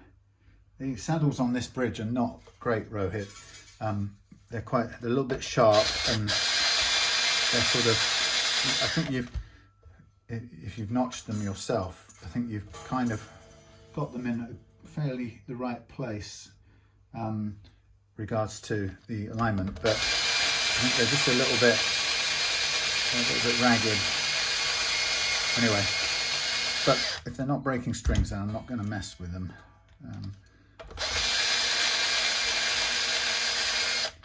Okay, so there's my loose strings. Now what I'm going to do here is I'm just going to give all the strings a sort of bit of a light stretch.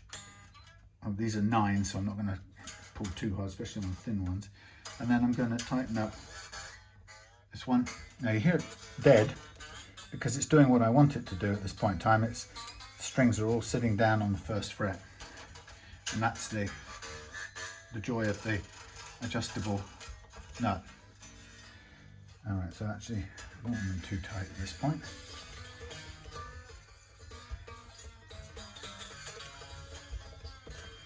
So what I'm doing is I'm going to grab the little hex key off here and see if I can zoom you in to see this. So this is the bit that I like, when you've got the strings sitting on the 1st fret. So I've sized the nut very carefully so that once installed, the strings sit on the 1st. I'm sorry about this, I'm not very good at moving things around. The strings sit on the 1st fret, obviously choking out, but only just. So now what we come to do is I come to use the adjustable nut and I lift them off by, that was really slack, I lift them off by raising or screwing in the little grub screws a tiny bit. Now that's only a tiny bit. These little grub screw feet, if you remember, are, damn, I just realised I forgot something. I'm making a custom nut for someone in America and I forgot the measurements at home, idiot. Anyway, so now I can get my first tune up and we can examine where the nut 1st fret action is after this.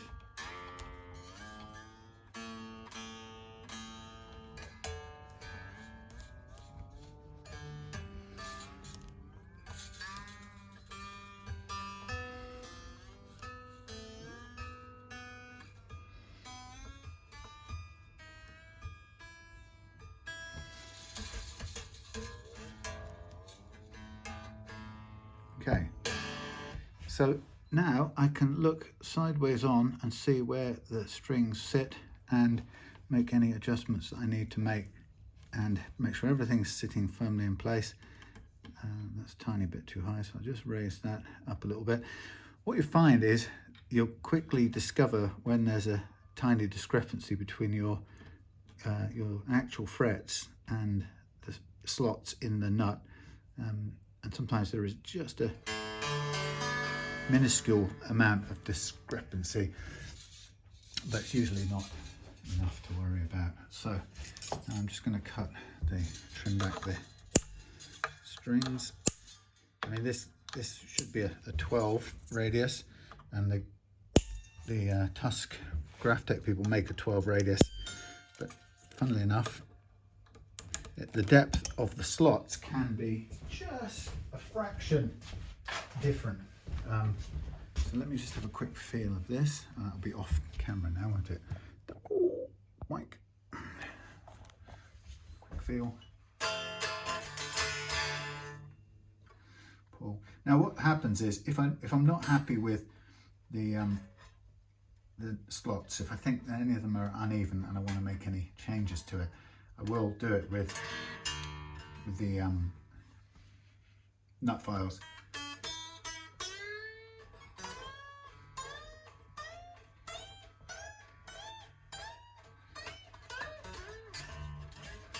Okay, so now for the stretching part, I'm going to tune up. Now the important thing is, if you were doing this tuning up now with standard nut in there, forget the string butler for a minute, but a standard nut, bone nut for example, like we took off, you'd be hearing pings as the strings get caught or the friction gets too great and it's the strings are pulling against the friction.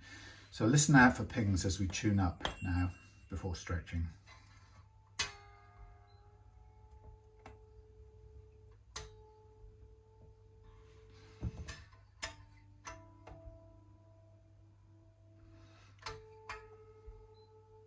How smooth that is. Smooth and linear.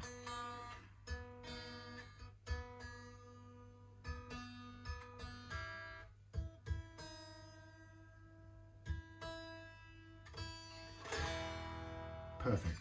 So that's great straight away. You don't need a string butler. That thing is tuning progressively, smoothly, and it's going to be staying in tune as well once we stretch the slack out of it. Now, like on the last guitar I did for Rohit, the slack stretching is the same. Grab the string between thumb and forefinger and press quite firmly to get out any residual slack. And this really you want to do for 3 times round, plus a few bends and gentle pulls. Being a set of 9s, I want to be very careful. It's the only set of 9s I've got, I think. I've got a couple of 9s, 1 9 spare in case I break this one. But yeah, so you want to be a little careful on the stretching when you get up to the high E, but you can be fairly tough with everything else. But the idea is combination of stretching and the nut.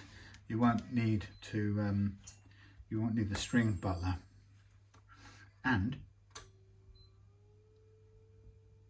everything will stay in tune.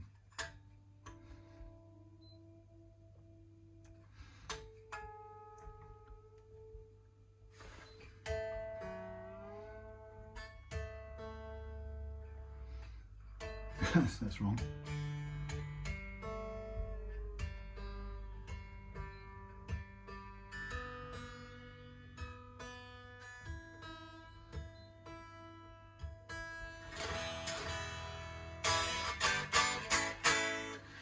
So we do it again. Now you heard how much detuned that was as a result of stretching. That's the amount of slack that was part of the amount of slack, only a fraction of it, maybe half of it, that's stored up in these strings that we're currently releasing by doing this. If you didn't release it manually, deliberately like this, it would stay in there and just drip out cent by cent over the years. And that, believe it or not, if you think about, I've worked it out in just to kind of prove a point, that if 3 cents or 5 cents even is enough to make the thing sound out of tune, then for each string you've got maybe a tone's worth of stretch to detune. So you've got 100 cents in the tone, you've got 20 divisions of a tone for each string, and you've got 6 strings, so 20 times 6 is 120. 120 different detunings that can put your guitar out over every gig, or as you play gig after gig.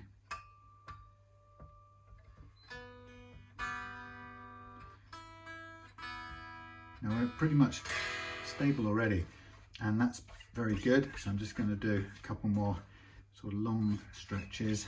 Again, being careful. Cheaper strings like the Chinese, I don't know what the brands are, even Harley Bentons tend to break at this point. They unravel at the ball quite often. Sorry Harley Benton, it's true. Chinese factory strings.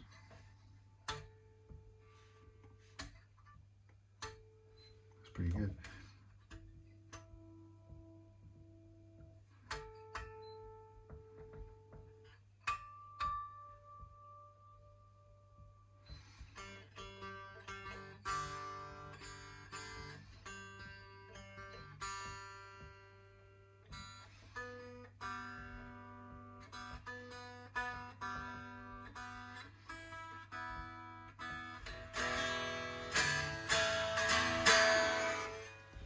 Okay, so the answer to the question is how low shall I have my first fret action? And the answer is infuriating, I know, but it's like the answer I would give to the other question, which is how much relief should I have in my guitar?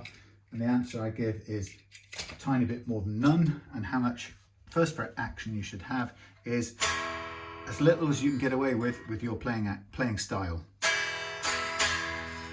Maybe just a fraction too low, and I can see that it is. Now I'm going to just do the tiniest of lifts, if I can get the thing in, on either end. But of course you can experiment and adjust it yourself. We'll have a tiny effect on the tuning.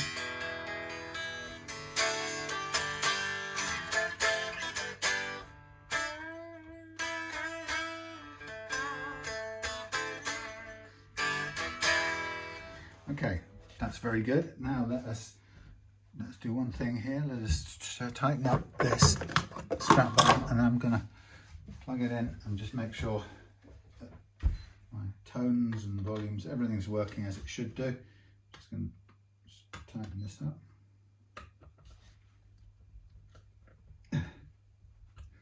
Right, and I need a strap. Take it off the studio guitar, the workshop guitar.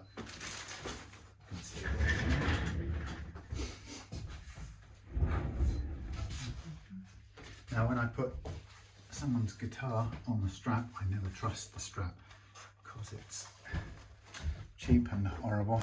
That's what you can see over there. Alright, quick test of the sounds and then we'll be done. And I'll see what Rohit says about switches or the functioning of the switch.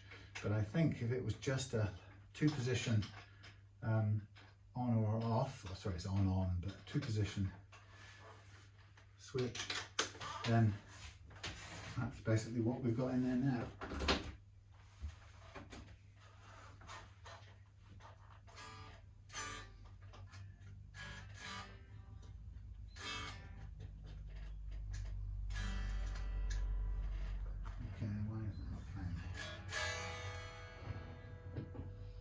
Interesting.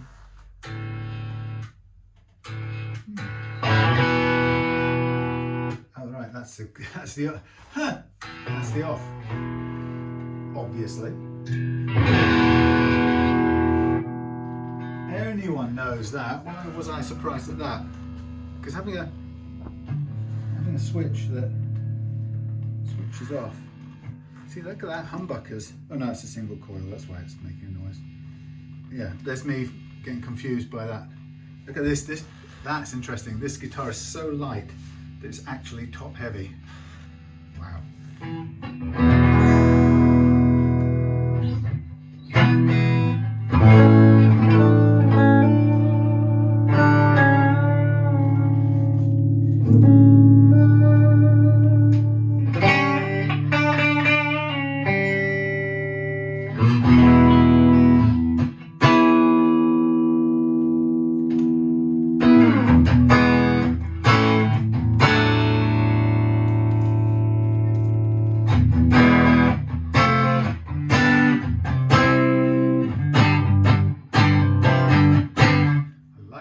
Pickup.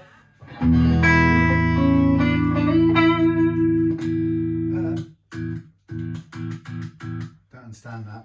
I don't know why we'd have a kill switch there.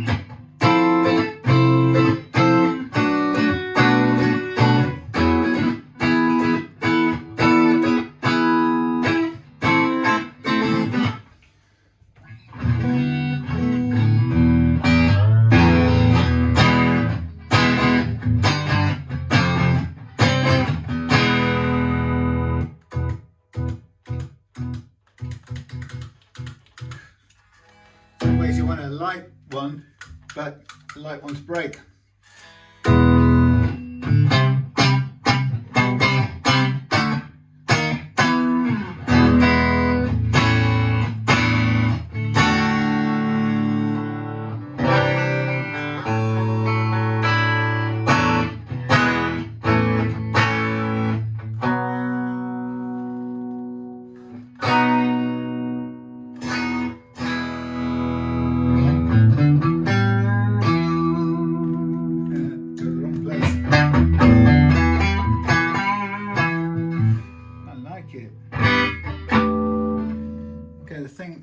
Just quickly look out for now is the height of the action. It's looking very low. That way around. Crikey, that's too low. Okay. Oh, that bloody winder thing. I hate it. I hate it. I've got to dial it up a bit. Yes, any action adjustments require cranking with the thing, and if you haven't got the adjuster thing, you have to use a sort of knurled teethy thing to raise it up. So which way am I going? Left, ain't it? Sort of a slow, lugubrious, boring way to do it, but better than undoing everything, I guess.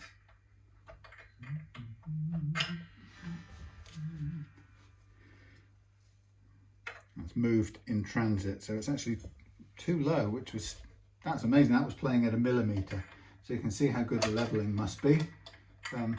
That's the last fret 1 millimeter, just a fraction too low for my likings. So just taking the easy way out now. Okay, it's about 1.5, and that's a tiny. That's where it's the opposite way around, isn't it? I switched it round from when I set it. No, because I haven't switched those things round. No, I'm lying to myself. Don't worry about me. So this one's too full, so now I'm going to wind this one down a little bit. You can hear pings at this end because it's moving, the strings are moving over the metal, which they don't like, but you're not hearing pings from that end, which is good. Okay, millimeter is 1.2, delicious, and 1.5. Obviously out of tune, we expect such a thing.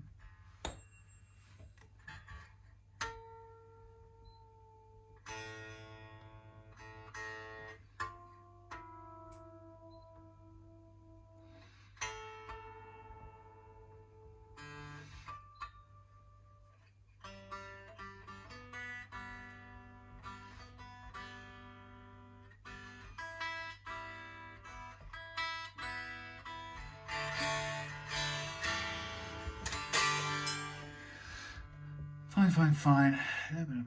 Still very low. Let's do a tiny adjustment here and here.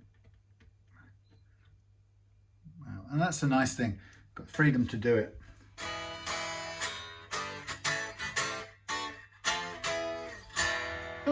Done. Thank you. Look at that. Repaired. Broken headstock. Repaired. Playing beautifully. A bit of a big chunky switch in there. I mean, it's only chunky on the inside. You don't know it on the outside. It just looks like a switch. But I think I'll see what, I don't really know. I could wait Wednesday. I could get the other switch in. It may be just smaller, or I'm trying to find out what this switch did, because I think the idea of we're going to go and have a look at alternatives, because I think the idea of a switch like this doesn't make any sense. You know, that's just unless you on stage you absolutely need a sound off in an instant kill switch, but it's a bit unfunctional. Anyway, there we have it, folks. The repaired Gibson. Flip it over so you can have a look. You wouldn't really know. I mean, you can see it, can't you? Where was it broken? Oh yes, look, that faint line across there. There it is. That's where it was broked, down there. Somewhere there was a chunk missing from the side. Hardly even notice it, it's down there. Look at that. All right, so that's done, sorted. Great that it's playing again. Can get back in its case for now, and then we'll just have a quick look at the business of the switch, and we're done. Thanks for watching. See you soon.